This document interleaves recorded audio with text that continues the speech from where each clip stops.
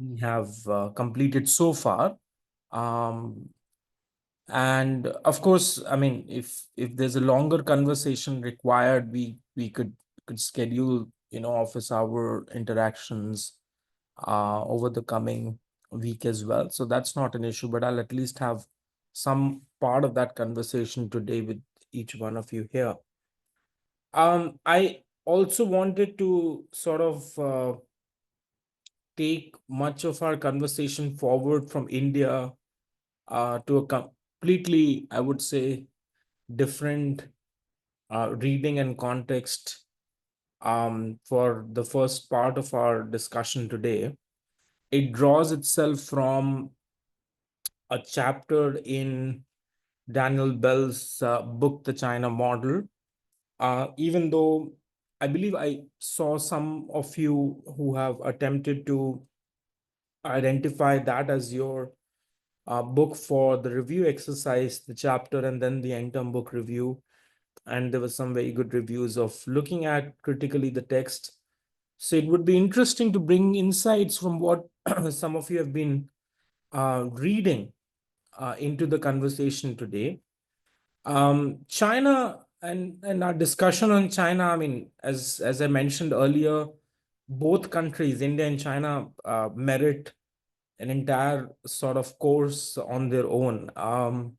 I do hope at some point of time there is enough intellectual interest and also administrative will to, I think, give a lot larger focus on both of these countries, simply because of the nature of their influence in shaping the geopolitical and geoeconomic landscape in the late 20th century. China, in particular, I mean, it's sort of completely changed or reimagined both the multilateral and um, economic, institutional, and political also order. There was an invested faith in the sort of ability of Western established and practicing democratic institutions as sort of the menu of quote unquote best institutions for countries to follow. And the model of those institutional reform, as for example, the European Union and in the case of the US, they've advocated was seen as sort of almost a unilateral push towards institutional reform, and what kind of institutions work and don't work were coming from the evidence of much of these countries and regions itself. I think China was, in its own independent and countrywide sense, the first major example. I mean, some may argue critically that Japan did that long ago, but the scale at which China brought a very different approach to both institutional reform, political assertion in terms of a single party system, finding its way to, sort of completely address the core nature of economic challenges, from poverty to high inequality to pollution to so many things. Um, it's completely I mean, for a lot of people, it's completely baffling, but also I think it provides one of the most interesting cases in history.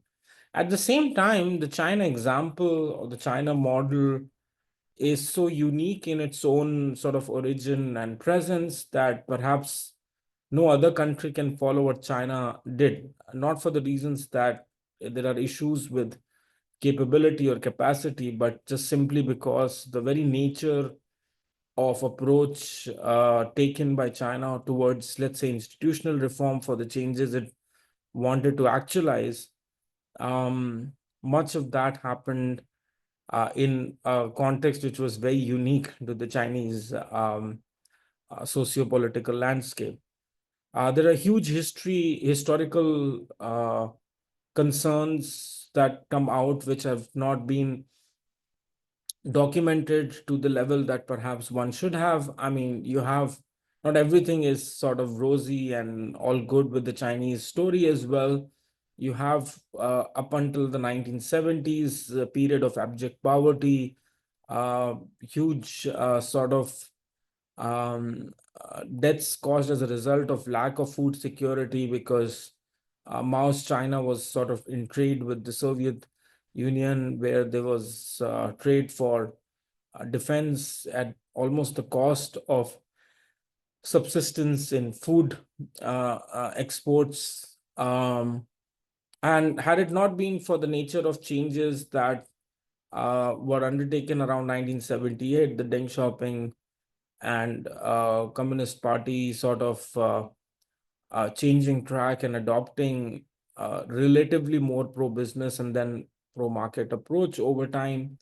Those reforms changed the course of the country more or less over the next 2 decades. And then there was no sort of going back in terms of China's more assertive growth and rise in the world order. So, of course, there's a lot to unpack and discuss. There's also a lot of literature now on China and how sort of reform worked in China.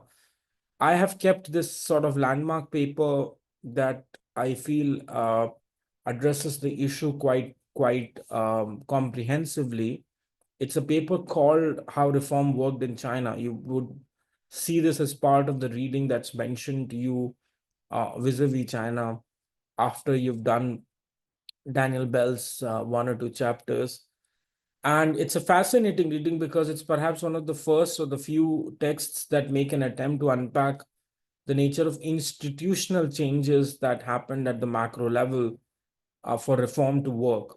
And most of those institutional changes are extremely unique to the Chinese example. In fact, any other country to attempt to try the same effort may perhaps not reach those desired outcomes. There is path dependence in terms of China's approach to reform in many cases in trying to do what Japan did or South Korea did, or later, what you see now in Vietnam doing. But all of those examples have a unique, coloring of their own native context dependent scenarios in each of those countries. And in China's case, it's more of an outlier than perhaps the norm or the benchmark model for countries to follow. So what I would probably propose to do is give a short sort of a window for the class to look at a specific segment of a chapter in Daniel Bell's book. It's a chapter from Bell's book looking at, just a second, the chapter number 4, that is 3 models of democratic meritocracy. And the idea of political meritocracy that Bell sort of discusses here and sort of tries to address this very, very critical, I feel that it's at the heart of the Chinese political philosophy, which is the sort of reconciling of democracy and meritocracy question. I think conceptually it raises a lot of important points. There is, of course, a lot to again discuss and take things forward. I think that Bell's effort in many cases is sometimes a little bit more at the peripheral level of taking up those issues and then critically looking at it. But the interesting bit from a knowledge or epistemic standpoint is to ask this question around how do we reconcile democracy and meritocracy, and to what extent you have the 3 models that are discussed in context to this particular chapter. There's a model, what is defined as the voter-based model, a horizontal model, and a vertical model. And the 3 models that are spoken about in this chapter, I think perhaps offer a very differed or unique or interesting way of how these discussions were integral to the Chinese political philosophy landscape. I mean, the emphasis on Confucius, his thinking, and Confucian state ideology is central to understanding the Chinese Communist Party system and its order. For many of you who may not know, Confucius sort of thought, philosophically speaking, could be paralleled with, I think, a certain person in the Indian context. That would be Chanakya, who wrote the uh, Arthashastra. I'm putting this sort of as a title for those who have never read. Arthashastra is, in terms of military, state, tradecraft, and state building, is seen as one of the first texts in the history of any literature on the subject that had come out. And Chanakya was seen, much like Confucius, as sort of someone who was an advisor to kings who could sort of make a lot of changes and suggestions made around state building, foreign policy, tradecraft. Now, many or hardly very few people might know this. The US military philosophy, strategy, tradecraft thinking looks a lot at two texts, Arthashastra and The Art of War. And these two are very central in their playbook. So for those, anyone who hasn't read or hasn't exposed themselves to this particular text at large, I would at least say that, you should have a basic, a preliminary reading of this particular text. At the same time, Confucius thinking is very integral to the Chinese Communist Party and its own thought process. So what I would probably suggest you to do is just take a short window. I know some of you may not have had the time to sort of look at the text, or those who have, maybe you can just make a few notes, which is critically reflective of each of these models. I'll not want to sort of give a lot of time, but perhaps maybe maximum 20 minutes for you to sort of look at the text and then our conversation to begin. What I want to do is basically focus on these models rather than sort of take the dialogue forward on Plato and um, Confucius thinking and sort of how they differ and all of that. So we'll discuss that.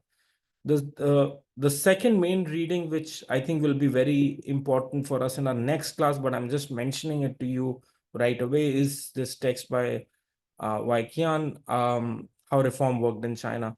So for those who have not read this or are not aware of it, while it's mentioned in the manual, I would say that please mark this as something you want to read at least after the class.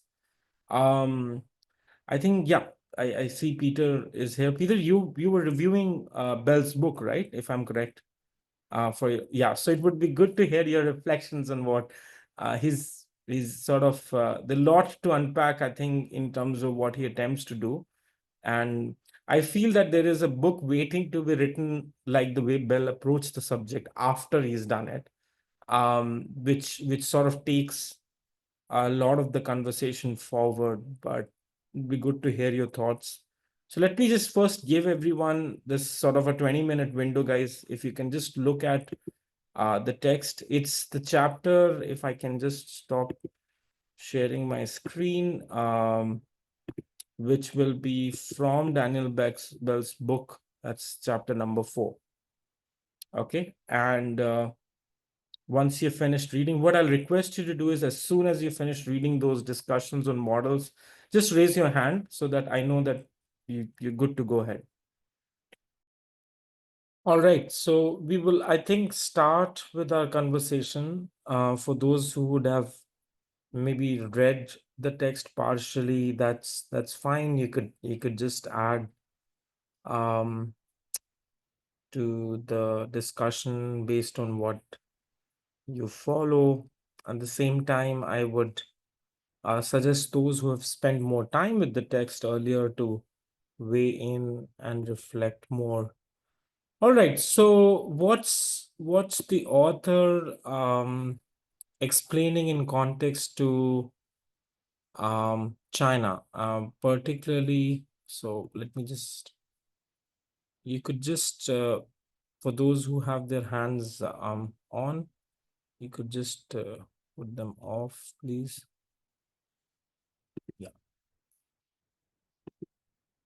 Yeah. So what models are these, or what, or how do you make sense of the reconciling of democracy with meritocracy, or what is the approach that China's been able to sort of undertake? I mean, initially here the author is laying out these three models as part of the conversation. But what's the sort of foundational grounding for that exercise? Is this more as a thought experiment being explored without any sort of precedent, or is this part of a larger conversation that's there amongst philosophers, or particularly anything in relevance to China? Yes, Peter? Well, he says specifically the vertical model is the one that's being practiced in China at present with democracy on the local level with like village elections, and then more for meritocracy, the central and upper levels. That's more based on like examinations and internal promotions based on like the opinions of political peers. Yeah, so we'll take it one sort of step at a time. What kind of models, or let me start with the question first. What is the need for a act of reconciling between democracy and meritocracy? I mean, what is that being left behind in adopting one against the other?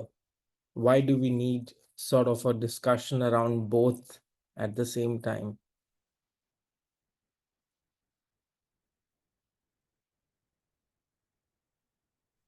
Mm-hmm. Can I go? Yes, yes, yes, Mansa. Oh, okay. Well, I think it dwells with a lot of ethical implications, right? So making sure that it's done at different levels, but it doesn't leave anyone behind. So if you look at the first two models, there is the balance of scales can tip towards the elitists, and and then it leaves out a chunk of the population. With the horizontal model, it gets into questions whether competence and ability to not to lead, but also to select the leaders.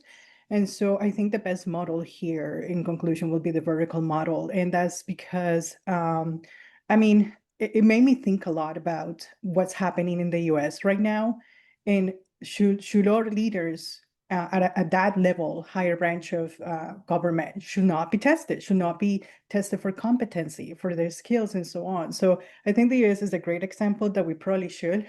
And so at this point in time, so I think in conclusion, you sort of come from, being such a, because Japan and China and they were close to the West for so long, right? And they really worked hard to protect their culture and their history and their traditions from the West. And then when you go to a little bit of the history, you see the homogeny that happened so much with the West in order to force them into opening up and so on. But that's another part of history. But related to the three models, I don't mind it. I like how they have it divided so that in rural China, they allowed the citizens to vote for the leaders that they know, and then for higher branches is a different sort of level of voting, and a little, but it doesn't leave anyone behind, but it still has that mindfulness of questioning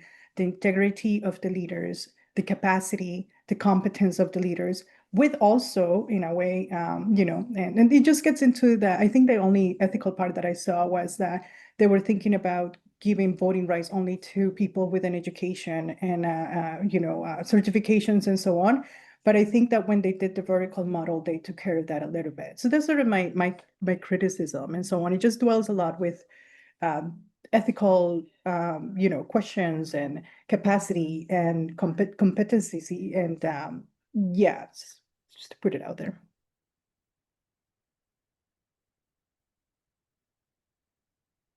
So here is the question, and before Ikram sort of comes in, on matters where you can see, or all right, let me just hear everybody's thoughts and then sort of weigh in, because then otherwise it might cloud some observations that you might more naturally have. Yes, Ikram, please go ahead.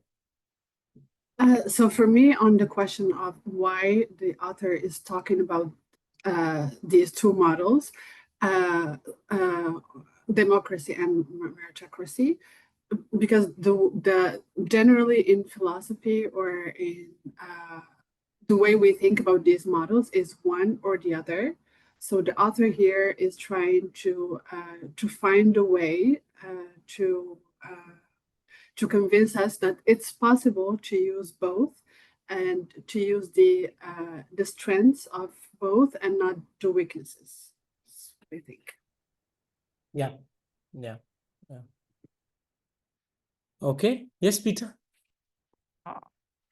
Yeah, just to throw my hat in also, I think basically the point of discussing the need to reconcile meritocracy and democracy is the fact that if you have a purely meritocratic system where there's no involvement of the common citizenry, there's no legitimacy to the system because people don't feel like they've had any say. Whereas, according to Bell, if you have a purely democratic system, then it's not really well suited to picking competent leaders. So he wants to have a system that's both legitimized by the voices of the common people, but that also is more specifically focused towards prioritizing like the good aspects of leadership, in his opinion. Yeah. So I mean, at the heart of much of this questioning is to be able to have people in leadership roles who exhibit ability that can legitimize people's trust or faith in the leadership and conduct decision making in a manner that may be seen to be quote unquote virtuous. Now, that is for the sort of classics and philosophical dialogues on what virtuous leadership may or may not encompass.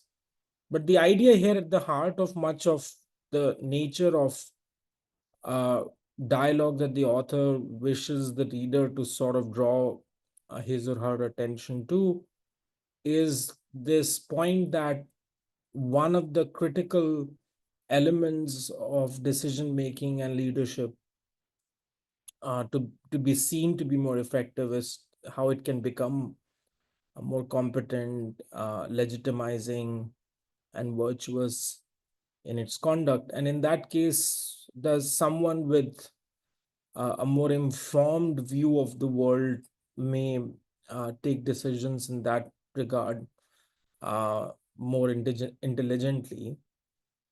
And in that case, a lot of times someone who's popular may or may not exhibit that characteristic. And so how do we reconcile between enjoying people's trust, faith, their vote, while being able to also exhibit a greater sense of knowledge? Now, in that regard, I mean, of course, different philosophers have had different views on the subject, but there has been, in context to the conversation I think the author presents, is a dialogue between the presence of three models, a water-based model, a horizontal model, and a vertical model. A water model-based model would generally sort of adopt a sort of a plural voting system where people with greater knowledge, let's say qualifications or experience, whatever criterias that are set, may have higher voting rights against others. In this case, this will allow as a sort of a model to give greater preference to those who one may think have again in sense of more qualified sense, a more domain specific awareness of their knowledge systems, independent of which field or what discipline they are trained in, but may be able to take better decisions against others. There are all sorts of issues with a model such as this. I mean, how do you actually give certain people more voting rights against others? The process itself may trigger all sorts of concerns. There are concerns of selection bias. You may have target groups. The interest groups will override and dominate others. A big question, which is whether economic competency may or may not lead to rational decision making. I mean, we speak a lot. I do agree up to a point what Francais was saying, that looking at the contemporary world today, one may say that, oh, there's always a lot more of a strong case of having someone in the leadership level who's well more informed, aware of, let's say, I mean, in the US context, one can say, I'm now out of the US now, so I can speak more freely on Trump, that one of the 101 basic tenets of economics would an understanding of that would explain how greater tariffs do not in any way benefit. And I've been, see, for me as an observer, I've been observing grocery bills, right? What I've been seeing in Canada and what I was seeing in the US just for around a week or so across my sort of travels. And it's crazy. I mean, the amount of rising prices of basic basket of goods that one is experiencing. And producers will always pass on the cost to consumers. They'll not take those input costs entirely on their overheads. So in no way, I mean, basic economics would tell anyone that higher tariff regime would not benefit the sort of people in any way. There's nothing about the short term or the medium term or the long term, but the only term that matters in political sense is the short and medium term. So economic competency is definitely a case in point. Having said that, it must also be not overvalued, given the fact that a lot of problems that we see in the world may have been caused as a result of those taking decisions who felt that they were economically or intelligently competent to take decisions while being aware of those things. So it's a bit of a I mean, chicken and egg problem, which is just the fact that you know more doesn't mean you'll be able to take more decisions. So how and to what extent competence is determined is a big question, which is sort of the deterministic aspect of meritocracy. Process of appointment is always going to be a question. Who regulates who? I mean, if you have an independent board giving voting rights, let's say, which is like in some sense like a judiciary or an independent board, so who would regulate or make that particular team or board accountable for their actions? So this is the voter model would have those sorts of issues present, but that's one sort of a reflective point. The second is a horizontal model, which later on sort of, I think it's a model which was developed by this very important leader. For those who may not be aware, I think it's important if you read some of his political biography, that's Sun Yat-sen. He's less sort of known in mainstream, even Chinese political circles, because of the fact that he was seen as someone who's very much inspired by the constitutional system the US had in terms of governance. There is an effort with the horizontal model to combine advantages at the level of central sort of political institutions. So somewhere a system which can choose leaders on the democratic basis, but also ultimately pick those who demonstrate a certain level of meritocracy or are merit worthy for leadership responsibilities. Sun Yat-sen spent some time in the US, was very much inspired by the US in its sort of institutional governance architecture.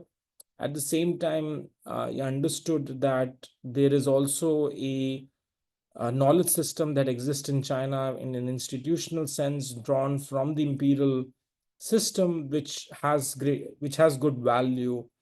And so he proposed what would be seen as a 5-branch constitutional system as a model of governance, and which would have been the benefit of both the 3-tier legislature, executive, judiciary system, and the two additional branches, one which is a sort of an independent supervisory branch to regulate, guide the branches, and at the same time an examination branch which is just set up for elected political leaders.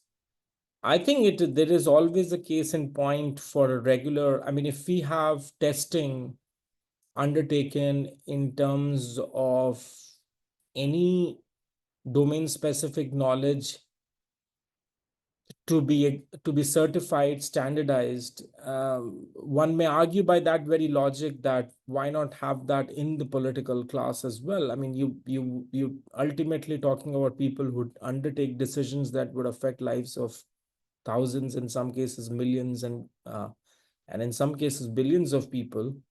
So why not have a regular sort of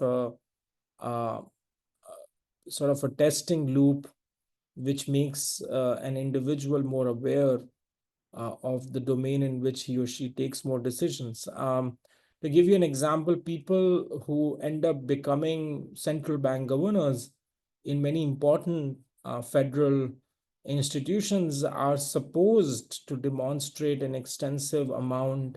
If you were to be a central bank governor for Bank of England or Bank of, I would say Canada, or the RBI in case of India, you would need to exhibit a certain degree of domain specific knowledge, awareness in the discipline of, let's say, economics, its application.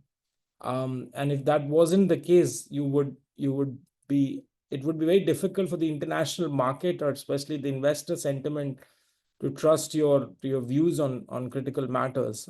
Anyone appointed is often reviewed for what his or her views are on the subjects which are of macroeconomic importance. So it's not as if that there is not much of thinking done for critical leadership roles. There is, but it's just that in cases of direct electorate form of leadership, maybe that's not really the case, and that's what the model would do. The independent sort of exam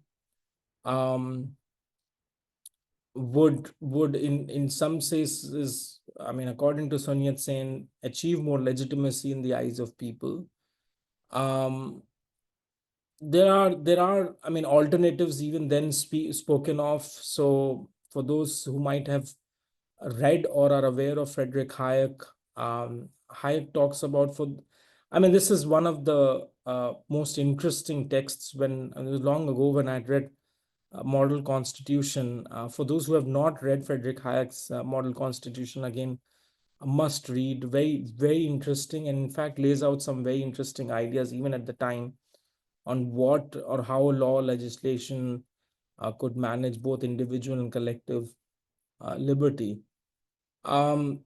So there is discussions on what experiments could be done to reconcile meritocracy, perhaps at the very top, while being open to democratic forms of leadership. Now, one caveat which one must add, and I think it's important to mention this perhaps at the very beginning, is that the context in which the author, that is Daniel Belz, is speaking of democracy here is very much on electoral forms of or an election-based form of choosing who's the leader, but does not scope out democracy beyond the value of what just elections impose. I mean, there's now a huge amount of impetus talking about that it's not just elections or that can represent the will of the people in terms of what people want.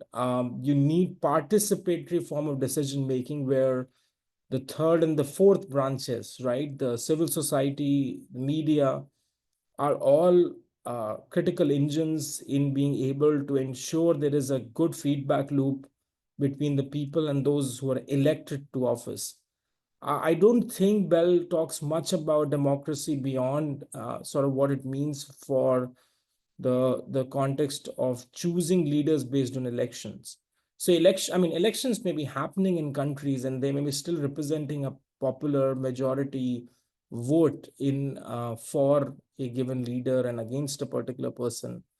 But if decision making on a day-to-day basis in the governance architecture is operating without or sans or is in a lacuna which is not representative or reflective of people's participation at some level or some degree, that may trigger a whole set of problems. And I think that is a big question which authoritarian forms of governance structures have imposed. You may be elected to power, but still may not be doing things which are consistent with principles of democracy as well. So that, I think, is a limiting point in Bell's conceptualization. The vertical model, which most of you spoke about as being one which is more quote unquote ideal, it talks about democracy sort of working well at the most local level. It's a point which, from Rousseau to Aristotle to Montesquieu, everyone has sort of spoken about and have emphasized. There is some or a certain extent impetus of giving a decentralized form of governance architecture which gives space for people to have a say in what and how their lives are affected. But the vertical model talks about a certain degree of selection and promotion of political talent at higher levels of government, which is, I mean, the current context in China, anybody who's promoted right up at the top within the CCP has had significant amount of leadership experience. So, for example, an individual like Trump or Obama or for that matter, even Biden could not ever be president in the Chinese Communist Party system structure, because you would have to have demonstrated at multiple levels in your leadership profile resume of sorts that you have undertaken leadership at different levels of governance architectures. You've managed, let's say, from an American standpoint, you've managed counties, you've managed provincial networks, you've managed sort of important critical matters at the national level. And all of those experiences would count in the ultimate or subsequent selection of an individual at a higher level of government. Now, those processes that are part of the selection also omit many factors. And what must be realized with the vertical model, again, a sort of a missing link, which is here, is who decides what level at what functioning form of democracy operates at the most localized level.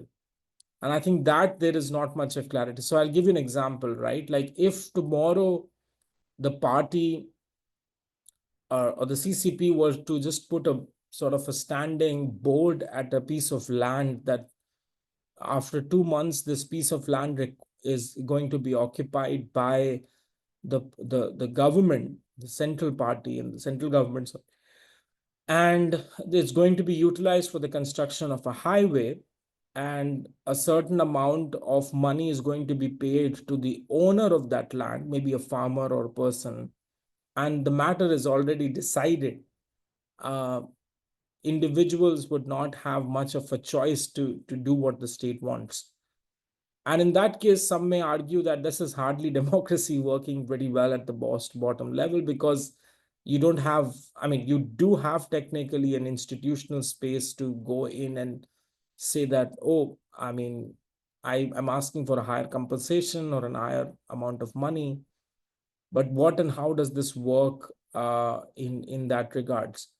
The way I think the model is explained is talking about some level of feedback loop at the most local level, which is sensitive to the understanding of needs of people. Because ultimately, if you're doing or if you have a welfare function, you have to improve the lives of people, you have to work with them. But on matters of, let's say, private property rights, or in matters of just things that may be most integral to people's interest and value, even basic civic freedoms, those may or may not be guaranteed by the higher levels of government. And that's where the model somewhere is having, I mean, in a normative sense, it makes a lot of sense. but the Chinese sort of characteristics added to that bring a lot of layers, and that's what I think one would want to study and know better. Yes, Mary and Ikram. Mary first, please.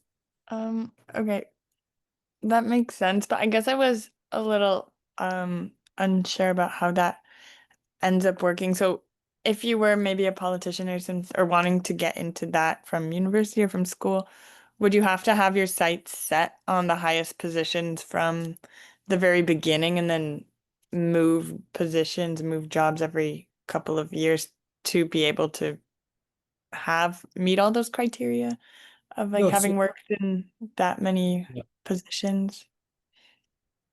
Yeah, no, so in the context of the CCP, I mean, the reason I'm sort of talking about in reference is that in theory, yes, of course, you would need to demonstrate a lot of administrative experience, leadership experience before you're selected. But in CCP's case, actually, you cannot, quote unquote, plan to make your way up Oh, in okay. government, so to speak. I mean, it's really ultimately someone who would have made a lot of efforts to be at the top of the central party, and you would be part of that sort of ecosystem of maybe, I don't know, 10 or 15, in most cases, men. And one of those sort of men would be chosen as a part of the exercise of getting an individual who demonstrates that level of experience. So what I was trying to say is that people without a certain degree of exposure in both local administrative experience and, let's say, provincial or county level leadership experience may never become sort of president or prime minister, or may occupy the sort of higher levels of government in CCP's context. And that the vertical model sort of tries to ensure in its perspective, while at the same time in many countries, like I was talking about the US, India as well, you may have had no administrative experience at any point of time. You may not have had any leadership experience at any point of time. Forget about what your education is or isn't. Many cases, local leadership at rural level has leaders who've not got even high school level education, though that may be a necessitating condition now, more or less. But people fake certificates to get those degree sort of qualification requirements done just to become more eligible, and then there are no checks and balances. And then if once you're elected in terms of a popular vote, you have a scenario where you're going to be engaged in critical decision making without having a lot of experience at that level. So that's the challenge that one may experience. But in the CCP context, there is a lot of impetus given on at least administrative and political leadership to be exhibited at a local level before you can actually gradually make your way up. You're put in a lot of committees. That's the other thing, which is it's very closely observed on how you're doing across different committees at the party's governance architecture, how you're being voted to become more relevant in the party. And after you have passed through a certain number of stages, it might be seen that, oh yes, this is a group of people, or this is one or two people who are demonstrating that level of leadership through their experience and maybe given a chance. So that's how ideally the setup would work. But there's always, I mean, influences, power dynamics, of course, we all know that. Yes, Ikram, sorry, go ahead. I am doing my book review on state failure and urbanization, and there is a very interesting point where for officials to be promoted, one of the criteria is their achievement on the local level. And so a lot of the officials, they're going to inflate their achievements on the local level in order to be seen by the party leaders and in order to be promoted. So this doesn't help the long-term consequences of those actions those officials, as they mostly look at the short term of short-term development instead of long-term. Yeah. So, which book is this, by the way, which you are reading? Failure, the state failure, urbanization. Let me see the book exactly. The author. So state failure and distorted urbanization in post-Mao China, 1993, 2012. Is that Ken Deng's book? Professor Deng's Yes. book, huh? Yeah. Okay. All right. All right. Yeah. So, I mean, I owe a lot of my understanding of CCP through Professor Deng. He was a mentor from LSE. We're working on a book actually right now, which Penguin is going to publish in 8-10 months down the line. And some of you would see that when you look that up. But yeah, so I mean, one of the other interesting aspects with the dynamics of looking at the vertical model is to see what criteria may be used to judge ability and virtue during the process of recruiting and promoting government officials. And this is something which the Chinese, I think, context has done particularly well. The first point in particular, which is you find in lower levels of government, there is a certain degree of acknowledgement or honoring of the fact that if you have close connection to the people, it is particularly important that you're giving more to do with them. There's a lot more focus on rationality, semblance of decision making, exhibiting multiple areas of committee experience where you've worked, which would for those who've done a lot of work in broader areas of governance, to be given that confidence to have a greater role to play at the national or at the higher level. And both of these are sort of reconciled in trying to give a projection that there is some democratic connection at the lower level, which is being respected by a single party system, while making sure that at the top level, you no matter how connected or how well connected you are to the people and the needs and well-being, you do still have the experience what it comes to take the leadership into account. Now, again, as I said, this may be in principle or in a normative sense what that may be advocated for, but how it actually works may not be completely in semblance with the model's own reckoning.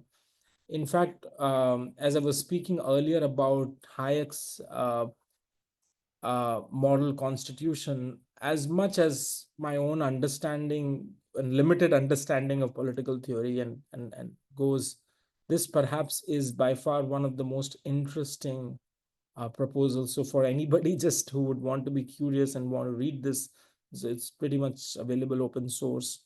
Read Frederick Hayek's model constitution, and it might be interesting to just sort of reflect or seek your reflections on this, on what you think about what Hayek is saying here. Of course, to understand China, the innate sort of reflection or axis of thought in terms of understanding the vertical model is very critical. But as I've said, and I've sort of cautioned that the author's reference to democracy here is more in terms of just basic connection with people or some degree of electoral representation, not in terms of active engagement with people as acknowledging their own voice in decision making, which is very integral to decentralized forms of governance in many countries. Okay, so our next, I think, focal point of discussion would be more in terms of looking at 1978 and the period after that in China. It will also give you a sort of a very close and important reference link to how reform actually worked. There were stages of experimentation where things did not go as planned. And one of the ideas of things not going as per plan was because at higher levels of decision making, people were thinking what was good at the larger level and making those policy changes. But feedback loops that were strengthened at local levels allowed certain changes in reforms to take place over time, and sometimes in a longer sense. And that is how China did what it did post Deng Xiaoping's sort of push towards adopting and adapting to the market and opening China up in the 90s as it became a member of the WTO. It's when it opens itself up for greater investment abroad. It still doesn't receive a lot of foreign capital, but does invest as one of the largest sort of outward foreign direct investing countries in the world. So a lot of that transition started in the 90s, but very few people know much about the nature of changes reform did for China in its domestic scenario, which is the feature of its 1980s. Without the 1980s, there is no China the way we see it now, which is a very dominant country in the world. Okay, so we will talk about that. There's a reading which I mentioned about Weiqian that I would suggest everybody sort of looks at. In the interest of time, I would want to sort of move to the feedback sessions now. There are a number of people who are all present here, and I have a sort of a very brief 5-minute window for everyone to just specifically know their grades and also have any quick questions that they might have. Of course, if we need to connect on a longer conversation, I can schedule those in an office hour meeting as well. So that's not a problem, but I want to utilize much of our time for that particular purpose. So as you read through Bell's book, the specific discussion on China's model is done in the chapter immediately after 3 models, and you can look that up to have a greater or a more in-depth discussion on the vertical model's functioning. There's also, as you will see in the lecture presentation file, a lecture recording which will be of some value because it's an old recording, by the way, of our discussion on how reform worked in China, this particular question. And I would request you to just access the recording and be able to see this in context to your class, which is the next class on Tuesday. So if you were to have that